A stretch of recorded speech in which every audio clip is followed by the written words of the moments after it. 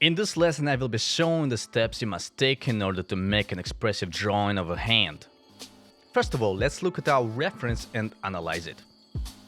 As an expressionist artist, you have to develop two kinds of understanding: construction and deconstruction of your subject. How to put it together and how to disassemble it, strip it down to its core. Construction usually refers to the way objects look in real life, while deconstruction is bringing it farther from the reality. Deconstruction is a process of simplifying the subject, and each of us might have a different vision of what it is. So, when you look at a hand, what kind of things can you tell about it? We should learn and understand what we are drawing. What kind of shapes is it made of? What kind of lines would best describe it? Is it an old hand, young hand, female hand, or male hand? Do you feel certain character of it, or can you bring one of your own? What is important to you in depicting this hand? You must answer all of these questions when you're drawing.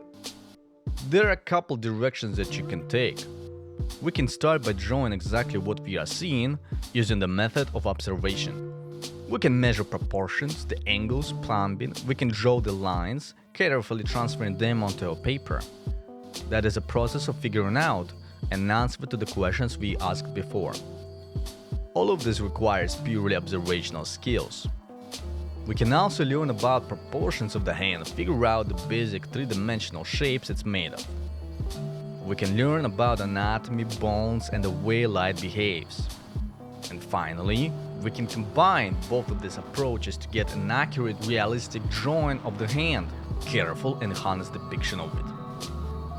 But no matter how close we get to the reality, the hand would still need to be simplified in one way or the other in order for us to effectively depict it. And we know that any simplification of the real life leads to a symbol. We just make it more complex and specific by training our observational skills. Like any other storyteller will tell you, you don't want to overburden a reader, or viewer in this case, with too many details. You want to suggest enough of a subject to leave more work for imagination of the viewer. In order to effectively do that, you must know what information you will leave out and what information you will leave in, which would be almost impossible without a thorough understanding of a subject you are trying to depict. To all beginner artists, I tell that there are two languages, a language of symbols and language of shapes. When we start out, there are preconceived notions of what objects look like. Usually they are simplified to the images that are familiar to everybody.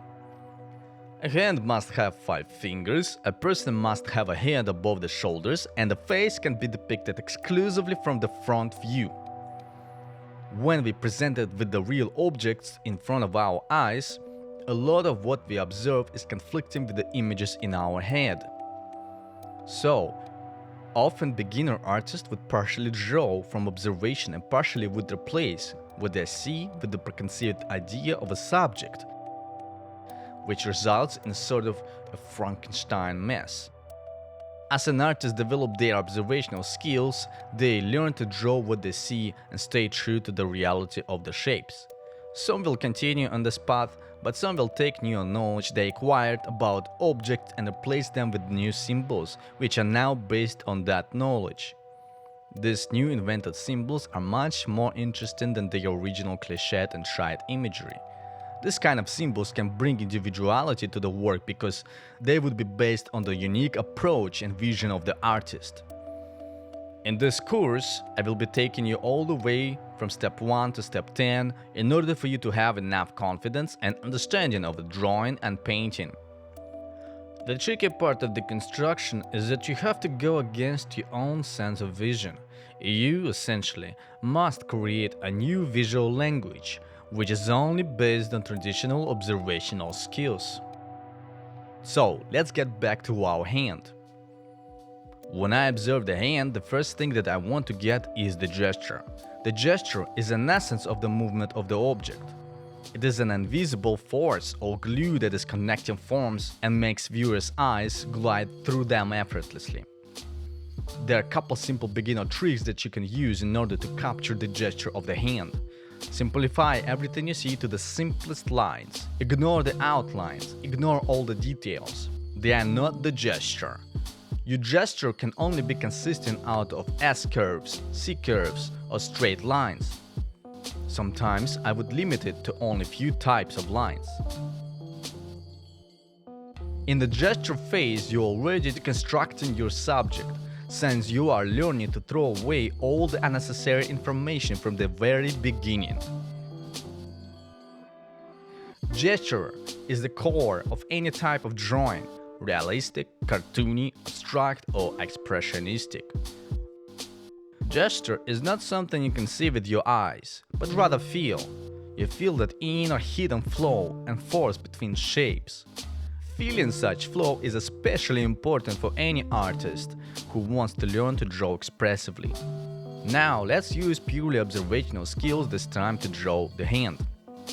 We will be looking at angles and proportions between its elements, negative shapes and sizes that are in front of us without using any hand construction knowledge that our students learn, such as breaking it down to 3D shapes and proportions. Just pure observation of the lines in front of us. I will be showing few techniques I use to stay accurate to what I see. We'll come back to the structure a bit later and see how it can help or damage our drawing. We got light and shadow, we got perspective and foreshortening. If you look at these fingers, they are slightly turned towards me. If I depict the hand flatter, it wouldn't be true to its nature.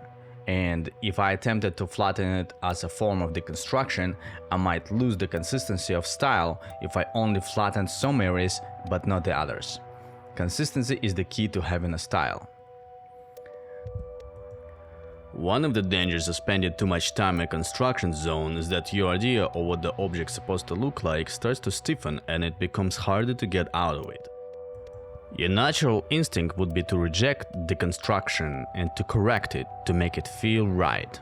It is a pitfall of many academic artists. A common saying in Russia is that academy kills the artist by erasing their individual inner voice. Ideally, we have to walk in balance between two of these worlds. Now let's discuss why do we actually need construction. The main purpose of construction learning is that it gives us confidence.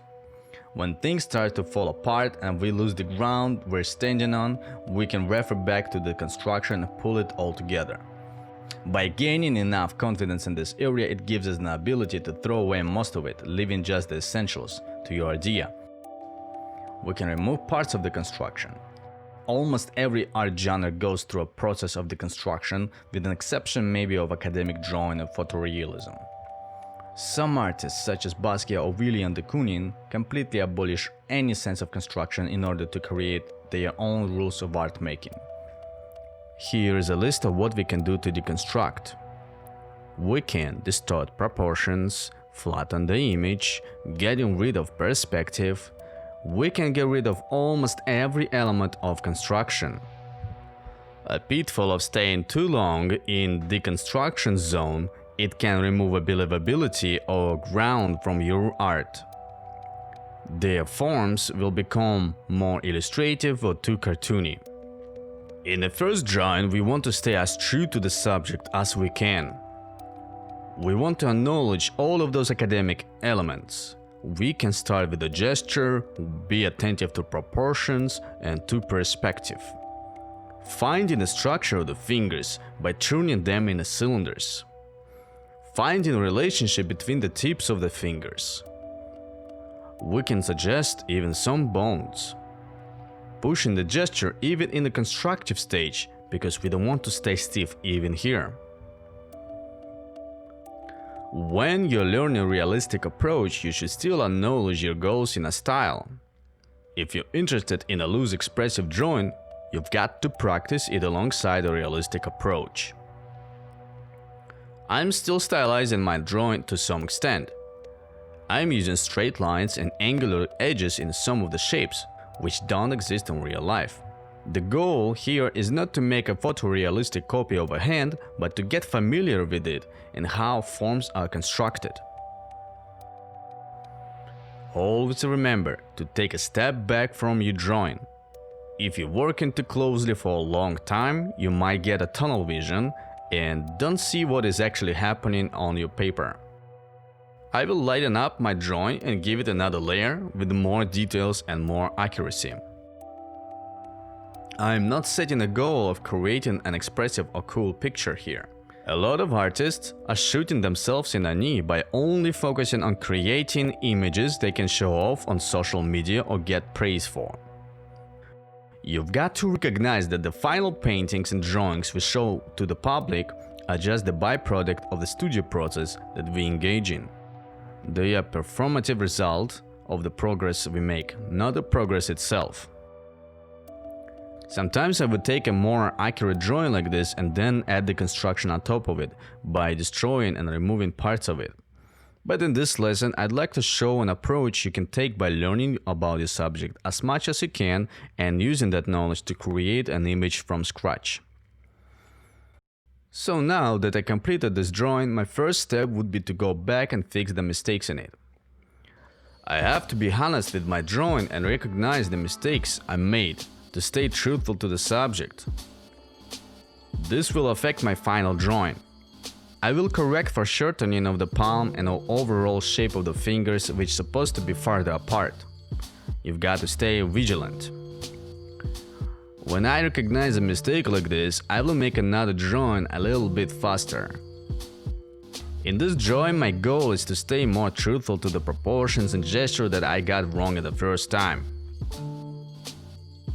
At this point, you can notice I start to feel more confident with my lines. I'm trying to get more loose without abolishing the sense of structure. You don't have to always start with deconstruction. Some artists are able to jump straight to deconstruction, but the reason their art works so well is that they hold all of that information and that system in their head on a subconscious level. A tool or brush or pencil that you use can affect the final drawing. This is how I hold the pencil before, kind of close to the grip, getting all of those lines right.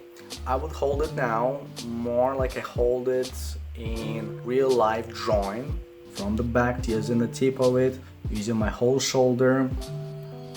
It helps to express those ideas I had in the beginning in a more concise way.